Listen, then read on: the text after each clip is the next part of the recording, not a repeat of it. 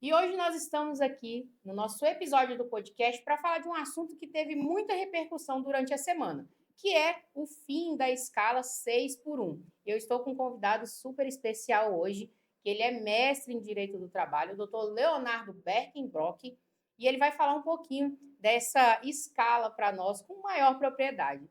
Doutor, muito obrigada por ter aceitado o nosso convite e agora a palavra é com o senhor. Eu que agradeço, estou lisonjeado com o convite, com a oportunidade. Decidi que você bem sabe, né, colocar aqui a maior intensidade da carreira nesse mundo digital. Estou muito feliz aqui Ah, com a que bacana. oportunidade. Doutor, e para iniciar esse bate-papo aqui, eu quero que o senhor explique para quem estiver nos assistindo como que é, o que é essa escala 6 por 1 de fato. Porque eu tenho observado que muitas pessoas ali na internet, elas estão gerando uma discussão, mas de fato elas não entendem o que é essa escala 6 por 1. Entendi. É porque é polêmico, né, e da maneira como você discutir também, de fato, geram dúvidas. Até nós que somos da área, temos aí diversas dúvidas. Mas, Uhum. basicamente, a gente pode começar a compreensão de que um projeto de emenda constitucional que visa alterar o inciso 13 do artigo 7º da Constituição. Esse inciso, ele estabelece, melhor porque ele foi alterado, ele estabelece uma jornada no Brasil com uma regra geral de 8 horas diárias ou 44 horas semanais. Logo à frente, a Constituição também estabelece um repouso semanal remunerado. Então, como nós temos aí 7 dias na semana, nós teríamos 6 dias de trabalho, correto? Sim. E um dia para o repouso semanal remunerado. O que é essa proposta de emenda constitucional? Ela quer alterar esse paradigma constitucional. Ela quer colocar que a regra geral agora será uma carga horária semanal não mais de 44 horas, mais de 36, e que nós não teremos mais uma distribuição de carga horária em 6 dias de trabalho, mas em apenas 4. Aí aqui já começa a primeira polêmica, porque até a Certo. conta não fecha aqui, né? Certo. Certo, doutor. Doutor, mas assim, na prática, o senhor consegue citar algum exemplo para nós, assim, principalmente para quem está nos assistindo, quem é a parte trabalhadora ou a parte que é a empregatícia, né? Na prática, como que ela funciona? O senhor pode citar o exemplo ali de algum trabalhador, alguma classe trabalhadora que utiliza essa jornada? Bom, ótima pergunta. Até porque, como eu disse há pouco, esse regime que a Constituição estabelece, ele não é um regime absoluto, tá? É como se fosse uma regra geral, é o mínimo. Nós temos diversas legislações infraconstitucionais que estão abaixo da Constituição que estabelecem outros regimes de trabalho. Vou dar um exemplo: bancário. Bancário, pela CLT, que é uma norma infraconstitucional, ele trabalha 6 horas diárias e 30 horas semanais. Então, via de regra, ele vai trabalhar 5 dias por semana, Uhum. correto? Sim. Nós temos também outras escalas previstas. Por exemplo, escala de 12 por 36. Ou seja, o trabalho trabalha 12 horas diárias com 36 horas ininterruptas de descanso. Isso é muito aplicado aos vigilantes. Mas, via de regra, no nosso dia a dia, eu acho que, especialmente em Rondônia, vou colocar aí que predomina que tipo de jornada? Essa jornada de segunda a sexta-feira de 8 horas e aos sábados de 4 horas. Mas nada Correto. impede também, tá, que a gente coloque, por exemplo, uma jornada de 7 horas e 20 minutos diárias de segunda a sábado, que também totalizariam 44 horas semanais. Exatamente. Nada impede também, obviamente, cada caso é um caso, né? Existem algumas proibições, por exemplo, jornadas em locais insalubres e periculosos, mas que eu trabalhe 8 horas e 48 minutos diários, de segunda a sexta, né? E não trabalhe no sábado. Outro ponto também importante, né? Que é a Constituição e a legislação estabelece que o descanso semanal remunerado, que ele, ele será dado preferencialmente aos domingos. Ou seja, não é que tem que ser aos domingos, preferencialmente aos domingos. É bem verdade que existem legislações especiais ou alguns tipos de regra e também acordos coletivos e convenções coletivas que criam a obrigatoriedade do descanso Sim, ao domingo. Mas a Constituição estabelece um repouso semanal remunerado, preferencialmente aos domingos. certo. Doutor, e o senhor, como é mestre em direito do trabalho, acredito que tem muita propriedade para falar desse assunto e nos explicar ali o que pode afetar tanto na parte do trabalhador, afetar ou beneficiar, tá? Tanto na parte do trabalhador quanto na parte do empregador. Bom, tenho um artigo escrito sobre esse assunto, junto com a professora Gabriela e com, acho que já agora ex-aluna, porque ela estava se formando à época, a senhora Samantha, sobre essa matéria, né, sobre essa jornada. Isso aqui não é novidade, tá? Isso já vem sendo experimentado, especialmente na Europa Ocidental e também nos Estados Unidos, essa jornada de 4x3, que eles lá chamam de 4-day work week. Mas eu sou contra ou crítico a maneira como está sendo colocado no Brasil, né? Eu acredito que um projeto de emenda constitucional alterando uma jornada tradicional, né, já instituída há muito tempo no Brasil, com base também em outras experiências internacionais, né? A nossa Constituição, ela é construída, né? Ela foi edificada também experimentando, analisando outras cartas constitucionais europeias, especialmente também a mexicana, a gente traz muita coisa do México, de 1917, ou seja, em que há ali uma afirmação, uma ideia de promoção de direitos sociais. Então, essa jornada da nossa Constituição, ela não está ali à toa, ela não foi criada no Brasil, ela foi Sim, concebida a partir de uma análise também de outras experiências. Mas a minha crítica é a imposição, né? Então, quando eu altero o artigo 7º para impor esse modelo de jornada, eu estou colocando e afirmando que essa será a regra geral e que, a partir daqui, toda a legislação infraconstitucional será interpretada a partir dessa regra. Então, eu acredito que, se isso for à frente, nós teremos uma peregrinação de diversas ações discutindo a constitucionalidade de outras legislações infraconstitucionais e até mesmo uma inconstitucionalidade a partir da própria Constituição. Vou te dar um exemplo. Esse artigo, essa proposta, ela não esclarece qual será o regime de descanso semanal remunerado. Porque, veja, a Constituição garante, no artigo 7º, um repouso semanal remunerado. sim, Correto? sim. Por isso que ela induz a ideia de uma escala de 6x1.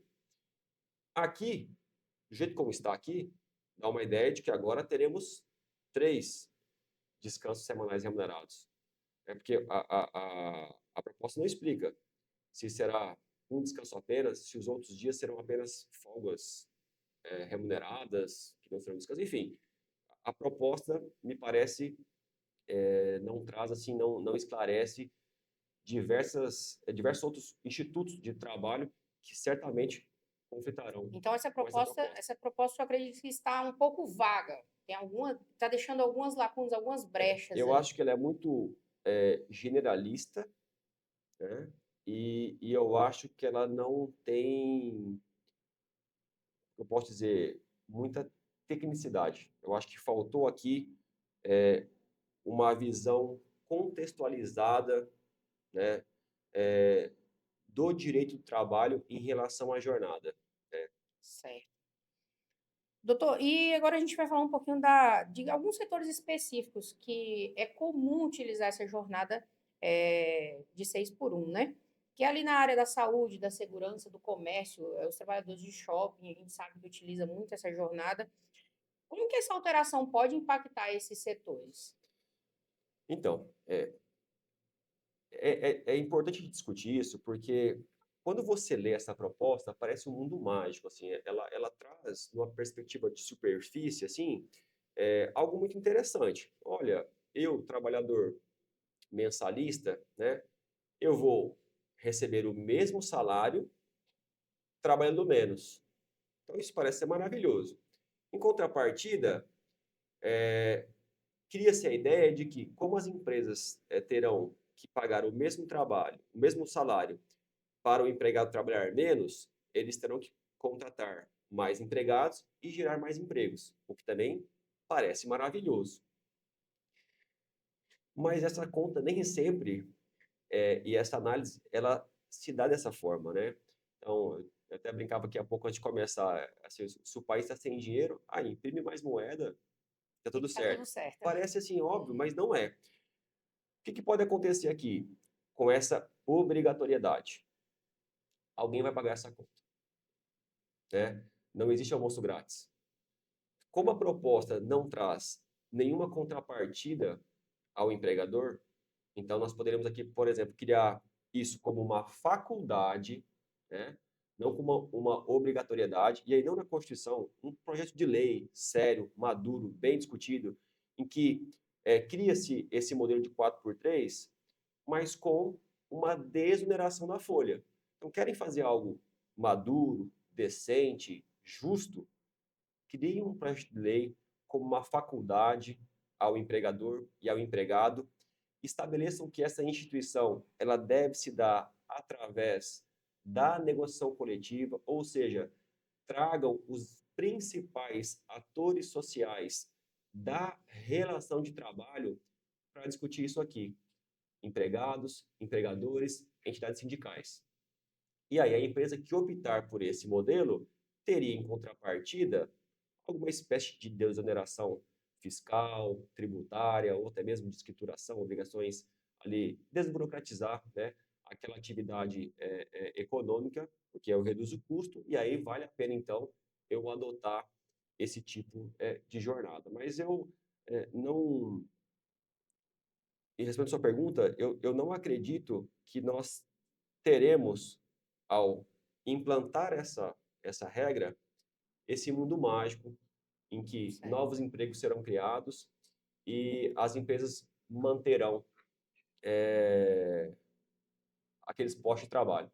O que eu acho que vai acontecer, porque aqui eu não sou economista, mas eu acredito que se você quer aumentar o emprego, você tem que aumentar as condições de empregabilidade, aumentar os postos de trabalho, aumentar as oportunidades, e aí sim, você gera competitividade, você gera mais empregadores, e aí aumenta a demanda por posto de trabalho, eu aumento o salário. Eu acho que seria Certo. esse o caminho, não Uhum. nessa conta. Não, vamos fazer o seguinte, tem desemprego? Então, vamos fazer o seguinte, a gente reduz, então, a quantidade de trabalho e obriga o empregador a contratar mais empregados. Eu, sinceramente, acho que, a longo prazo, isso pode ocasionar em dispensas, em redução de jornada de redução de salários, né, ou recontratações em outros formatos com salários menores, até porque não tem nenhum estudo disso no Brasil prévio, né? Então isso está sendo feito Uhum. assim muito, Sim, de forma muito saudável, muito repentina, né? certo. Doutor, e continuando aqui nessa parte de economia e emprego, então, na visão do senhor, o que de fato, diretamente, o senhor acredita que pode impactar ali a nossa economia e a taxa de desemprego? Porque na internet muito se fala sobre essa purpurina que o senhor acabou de citar, que todo mundo acha que está no mundo mágico, essa, esse fim, né, dessa jornada. E se vir a acontecer, o que pode, de fato, diretamente impactar ali na visão do senhor, na nossa economia e no desemprego? Bom, de cara, aumento de preço, inflação. Por quê? Se eu aumentar o custo de produção, a empresa vai jogar isso para onde? Para o consumidor, do serviço, do Sim. produto. Então, de pronto, eu acho que isso iria acontecer, né? Por quê? Porque a proposta, ela não estabelece nenhuma contrapartida. E isso é curioso, porque a própria Constituição, ela estabelece que o valor social do trabalho, ele caminha junto com a livre iniciativa. Então, o valor social do trabalho representa aqui o empregado e a livre iniciativa o empregador. E nessa proposta que vem do Constitucional, eu não visualizo essa ponderação, né? Especialmente ao estatuir isso com uma regra de dimensão constitucional. Com certeza, isso vai gerar, da maneira como está aqui, sem uma contrapartida, sem um equilíbrio, né, sem uma razoabilidade, se nós amanhecermos com essa condição de jornada, obviamente isso vai encarecer o custo da relação de emprego e não tem outra conta. O empregador vai passar isso aonde? Ou ele vai dispensar, ou ele vai reduzir o salário, que são coisas que ele não poderia fazer, segundo a legislação, né? Então, ele vai ter que passar isso aonde? Para o consumidor. Para o consumidor. Então, inflação. Certo. Doutor, e para quem está assistindo, assim, o que o senhor diria que é essa importância? Qual o posicionamento do senhor em relação a isso? O senhor acredita que é viável e que, se for viável, precisa de tomar algumas medidas, né, de proteção para ambas as partes, tanto do lado do empregador quanto do empregado? O que o senhor tem? Qual é a visão do senhor sobre essa questão de reforçar essa segurança, né, para ambas as partes? Bom, primeiro, eu sou favorável a esse modelo de jornada. Mas em que sentido? Não com essa proposta. Eu acho isso aqui um grande erro, né? Na minha singela opinião. Eu sou favorável que isso adentre no nosso ordenamento jurídico como uma faculdade, como mais uma possibilidade. Assim como, por exemplo, a jornada 12 por 36. Então, a minha sugestão, né, seria de haver uma regulamentação de nível infraconstitucional, uma lei estabelecendo essa jornada, né? Ou seja, olha a diferença. Então você coloca primeiro aquele modelo, você vai experimentando isso ao longo dos anos, vendo como isso Sim, vem se aclimatando na nossa realidade, se deu certo, né? Para que você impulsione isso, você precisa criar algum atrativo para que as sim, pessoas pratiquem. Quando digo as pessoas, empregado e empregador. Então, um bom caminho seria a escolha de uma desoneração da folha. Então, olha, quem adotar essa jornada, ele teria um regime especial, tributário, fiscal, em relação a alguns tributos, especialmente aqueles ligados às contribuições sociais. Então, aqui seria um certo. caminho interessante. Uma coisa mais razoável, em que todos aqui, então, participam. Porque da forma como está aqui, e a justificativa do projeto é interessante, porque eles, olha, se a gente colocar esse modelo, nós teremos menos fadiga laborativa, menos doença, ou seja, menos encargos ao INSS, à Sim. Previdência. Certo. Mas e qual é a contrapartida, então, do Estado, quando eu digo Estado, Estado União? Qual é a contrapartida? Qual é o fomento para Qual que isso seria um aqui? bônus, né? Qual a fatia do bolo? Né? Então, como vocês vão participar? Então, eu acho que aqui é, é, é, o problema não é a jornada em si, que é bacana, é um bom instituto, é uma coisa que a gente poderia criar a cultura, né, do 4x3, mas não através de um projeto de emenda constitucional.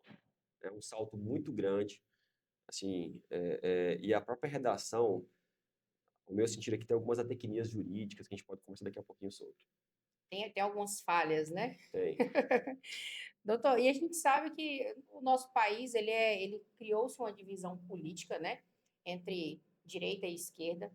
O senhor acredita que essa PEC, ela pode ser, sim, aprovada, ou isso aí não está passando de uma discussão política entre esses lados? Porque o que a gente tem visto muito na internet essa semana é sobre esse assunto, sobre a posição da direita, a posição da esquerda, que é essa briga política que toda parte que vem para esse lado do direito acaba sendo afetada, vou dizer assim, sempre coloca uma pilha nos lados para eles se resolverem, digamos assim, de que lado que fica.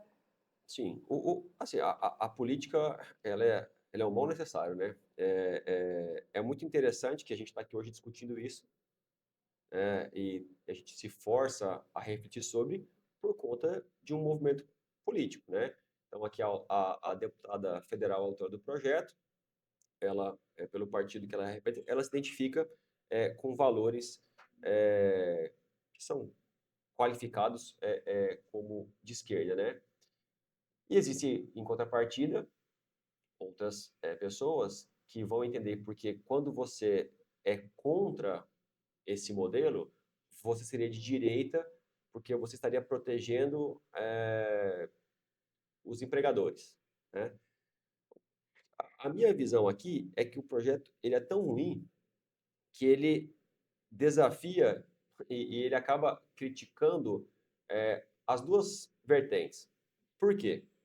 Veja só, se nós pensarmos que, e eu não me filiei a essa corrente, que direitos sociais e entidades sindicais são valores e instituições de esquerda, que é o que todo mundo pensa, esse projeto ele seria contra esses valores. Porque olha que interessante. No Brasil e na experiência mundial, nós já temos uma compreensão, uma maturidade para entender que a regulação do trabalho, ela não tem que vir do Estado. O Estado, ele passa algumas regras gerais, aquilo onde você não pode invadir, o que você tem que respeitar, porque para equilibrar a força. Porque senão o Sim, empregador, que tem, obviamente, o poder econômico, ele impõe as regras do jogo. E é sim, por isso que o Estado vem e estabelece algumas regras. Mas, para compensar isso, a Constituição Federal, ela instituiu a negociação coletiva. E essa expressão da negociação coletiva se dá por quem? Pelos sindicatos. Esse projeto, ao meu sentir, ele esvazia o poder de representação sindical, o poder da negociação coletiva. Porque ele poderia, numa lei infraconstitucional, aí sim, estabelecer as regras do jogo, as faculdades, a desoneração e necessariamente exigir que esse tipo de jornada deveria ser formalizada, constituída, edificada por onde? Pela via da negociação coletiva. De modo que ela criaria um movimento de atração, né? Entre entidades sindicais de empregados, empregadores, ou entidades sindicais de empregados e empregadores. Então, já por aqui, entendo que também não. Ela teria sim. essa crítica a valores que seriam de esquerda. Eu não gosto muito dessas polarizações, mas enfim. Já na perspectiva da direita, se fosse o caso, ela também é ruim, porque eu até agora não vi ninguém da direita falando em contrapartidas, em desoneração. Então não é só, isso aqui não presta. Não, isso aqui pode prestar. Pode sim ser um bom instituto, mas desde que venha com um movimento de menor arrecadação, né? E menor arrecadação também exige um compromisso da União com redução dos gastos públicos. Então, na verdade, assim, os debates que eu vejo aqui entre parlamentares de direita ou de esquerda são muito mais, não que não sejam importantes, né? Mas não representam para mim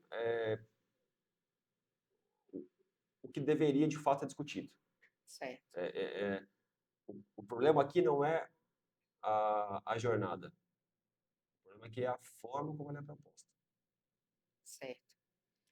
Doutor, e essa semana o deputado Nicolas Ferreira, ele fala em um vídeo dele, ele tem uma fala, e eu queria saber qual é a visão do senhor, que ele diz que o Estado explora o empregador, né, o empresário, que esse acaba explorando o trabalhador. Numa forma, essa frase ele empregou numa forma de uma justificativa dessa redução aí, dessa jornada, né? O que o senhor pensa dessa afirmação dele? Bom, é, é, talvez assim, a maneira como é colocada é para dar um efeito, né? Assim, uma exploração é algo muito forte. O que eu acho que de fato acontece no Brasil, especialmente eu estou advogando aí há 15 anos de trabalho, estudando de trabalho e praticando de trabalho, é que nós precisamos pensar mesmo sobre a oneração da folha, porque as contrapartidas são muito ruins, né? Então, existem muitas regras que acabam limitando a política remuneratória do empregador. O que eu quero dizer com isso? Se o empregador ele começa a avançar para aumentar a capacidade retributiva do empregado, mais impostos, entende? Sim. Então, isso significa que o empregador ele acaba não criando o estímulo desse desenvolvimento. Eu acho que a, essa oneração da folha, ela tem sim um impacto, obviamente, nesse desenvolvimento das políticas remuneratórias. Mas a gente não pode afirmar também, né, que se houver essa desoneração, necessariamente isso vai acontecer. E aí eu preciso criar mais do que crie gatilhos, ou seja, é, nós vamos ter a convicção e a proteção de que, caso isso ocorra, o empregador cumpra com o pacto de desenvolver aquela retribuição, entende? Não é Sim. só tirar e deixar, porque pode ser que se tire e, na verdade, não haja o estímulo a vou manter a política remuneratória do mesmo jeito, pagando menos impostos. Então, aí que o direito do trabalho é mágico. Por isso que ele necessariamente, em algumas questões, eu preciso de um intervencionismo, eu preciso de uma regulação, estabelecendo alguns limites para as regras do jogo, porque senão eu perco a mão. Mas é, é, exploração é uma palavra muito forte, né? Não sei se eu vou concordar com exploração. O que eu posso afirmar é que nós temos um modelo de contribuições sociais que não entrega muito à população, né? A gente vê o empregado trabalhando uma vida inteira e como ele tem dificuldade, né, quando ele precisa aí de algum benefício previdenciário. Nós temos também, aí é uma discussão macro, né, até voltando aqui para a jornada também, se fala muito, olha, mas eu quero mais tempo para o empregado descansar. O Brasil é um país que não tem bom índice de DH, é um país que não, não tem a expressão econômica que tem hoje Europa Ocidental, Estados Unidos. Então, também, que tipo de benefício que esse empregado vai ter? Ele não tem uma boa educação pública para os filhos, ele não tem uma boa saúde, ele não tem transporte. Aqui em Rondônia, nem saneamento básico ele tem. Então, será que a gente realmente acredita que esse trabalhador ele vai curtir a vida nesses 3 dias? Sabe o que ele vai fazer? Ele vai procurar um trabalho informal, Para né? complementar uma renda, né? Exatamente. Olha o desenvolvimento exponencial hoje dos trabalhadores em plataformas digitais. Verdade. Então, é isso que vai acontecer, porque nós não temos ainda um modelo pronto para isso. É isso que eu quero deixar claro. Se nós fôssemos a Bélgica, a Inglaterra, os Estados Unidos, talvez isso faria muito sentido. Muito sentido. Mas também aqui é bom frisar que nesses modelos que nós estamos falando aqui, Bélgica, Inglaterra, Estados Unidos, pelo que eu estudei, isso foi implantado lá primeiro.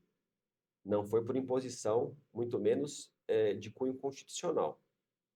E segundo, sempre foi respeitado o modelo de jornada tradicional desses países. Então, por exemplo, Estados Unidos, 40 horas semanais. Os 4 dias foram distribuídos para uma carga horária de 40 horas semanais. E não aqui como uma redução de 44 para 36. Sim. Outro ponto importante, que nesses modelos, quando isso aqui, esse tipo de jornada foi concebido, ele foi principalmente idealizado em ambientes de trabalho em que vinculados à produtividade. Ou seja, em que eu tenho uma linha de produção, com tarefas, atividades que eu consigo contabilizar. Sim. Então, um exemplo esdrúxulo aqui.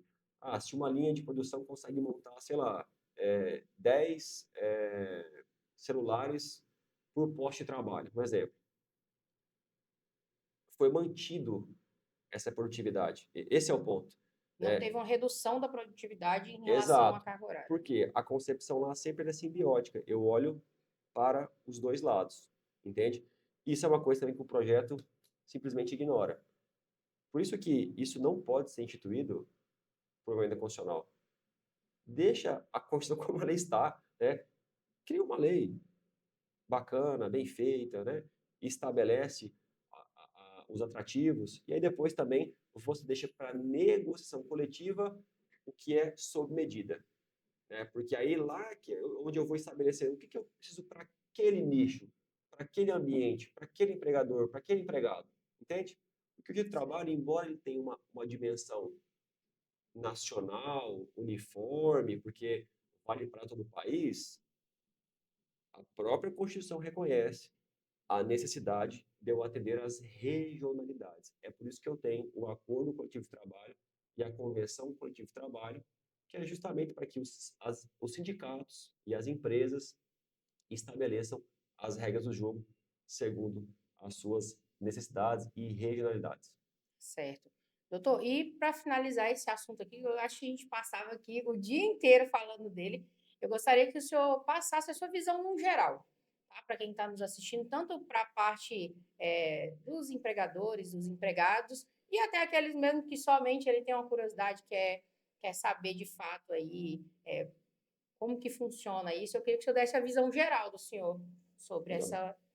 perfeito. É uma visão prematura, tá? Porque a gente começou a estudar isso, acho que vi a matéria terça-feira, ontem que eu imprimi o projeto e li aqui rapidamente. Primeiro eu queria discutir uma questão assim técnica, né?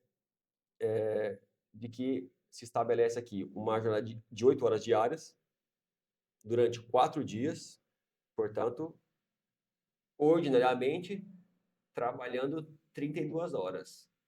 Mas a mesma proposta diz que seria de 36 a carga horária semanal. Então, embora diga que seria 8 diária, poderia trabalhar 9. Aí os críticos, não, mas o próprio artigo fala que pode compensar. Então, tudo bem, eu poderia trabalhar 9 horas diárias durante 4 dias e compensar. Compensar com o quê? E segundo, nós bem sabemos, quem estuda de trabalho, que se a jornada é de 8 horas diárias, ou seja, é aquela jornada em que eu não preciso pagar hora extra, caso eu dilate, caso eu faça uma sobrejornada, por exemplo, às 9 horas, se for em local insalubre, é proibido. Eu precisaria de uma autorização do órgão competente.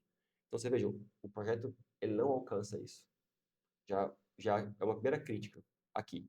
Segundo, o que seriam esses 3 dias subsequentes, né?